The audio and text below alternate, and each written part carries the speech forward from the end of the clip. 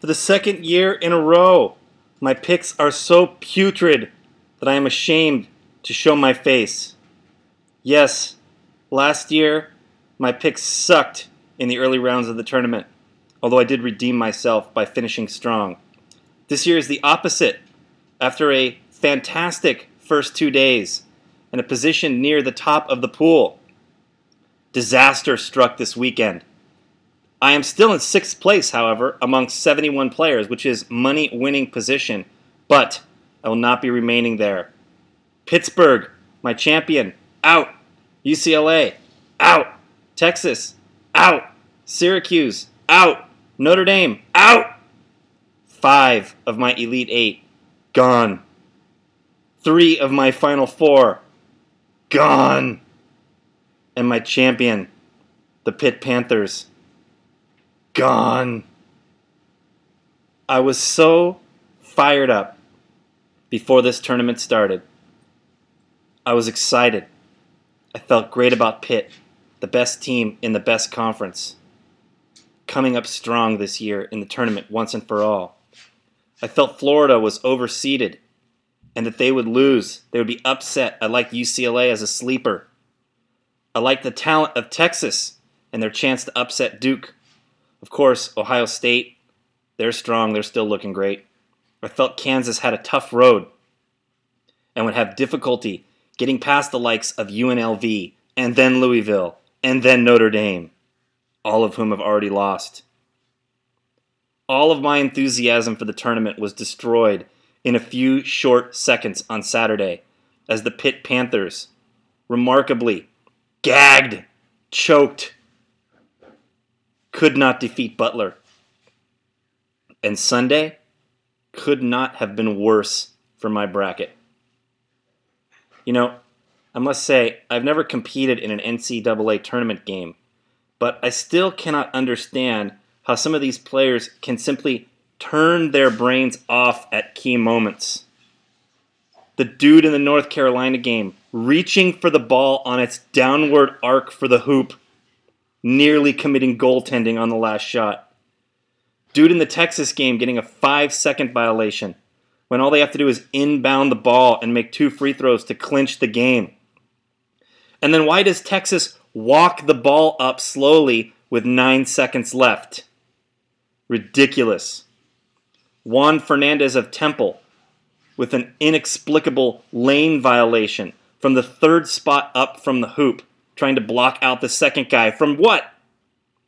Giving San Diego State an extra point in their game.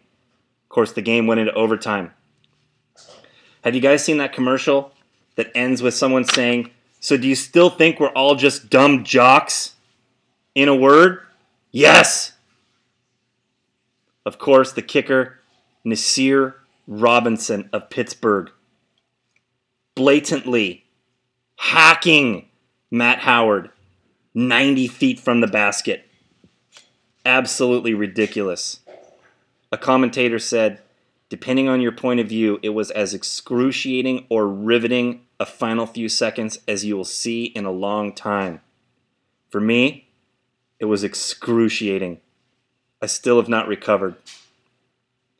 Speaking of commentators, by the way, what a tool Charles Barkley is. Can that guy just shut up? Every time he opens his mouth, something stupider and stupider comes out. All right. Here are the standings. Congratulations to Drew Cathey and Peter Schneider, leading the way with 47 points. One of them will win the $200 for second round leader. And it depends on a couple of games. Drew has San Diego State, Peter has U.Conn. Drew has Florida, Peter has BYU. So, if San Diego State and Florida win, Drew wins the $200. If U.Conn and BYU win, Peter wins the $200. If they split those 2 games, the tiebreaker will carry over to the next round. And if there is a split, Peter will probably be winning the $200 because Drew has Syracuse and Kansas State in the Final 4. 3rd place, 46 points, Kathleen Woods, another fine showing, proving perhaps that she is a genius. 45 points, Ty Wilder and Joe Shoup. Joe also bereft at Pittsburgh's defeat. 44 points, Kyle Smith, Jimmy Hunt, Sam Mickle, Lauren Horton, and, yes, myself, in 6th place, but with no chance to win money. Unless Butler and Richmond and Marquette all advance to the Final Four, along with Ohio State. Lurking with 43 points is Chris Oakes with all of his Final Four alive. Also, Robert Gonzalez with all of his Final Four alive. Chris Naku, last year's second-round money winner. And Chris Valentino, redeeming himself after several poor showings the last couple years. With 42 points, there are 7 people, including Rebecca Flowers, who has all of her Final Four alive. Also, people like Mike Sauce and Josh Taylor have all their Final Four alive. Further on down the list, there are several other people that still have all 4 of their Final Four. Kevin Donahue, P.J. Potter, last year's Caboose, Tim Benjamin, Jeff Bry, Tyler Doubt, Brad Britton, Lauren Gibbs has all 4 of her Final Four alive after having putrid early picks. Also, Bruce Goodman has all 4 of his Final Four alive, proving once again that he is a genius. Still, though, Lauren Gibbs, despite having all 4 of her Final Four, is near the bottom of the pool with 32 points, leading only Anonymous for now, who has 31 points. But it's likely that Anonymous for now will beat some of you. 34 points, Gene Powell. 35 points, Brad Britton, Chris Dennis, Joe Gianosa. Horrid. All right.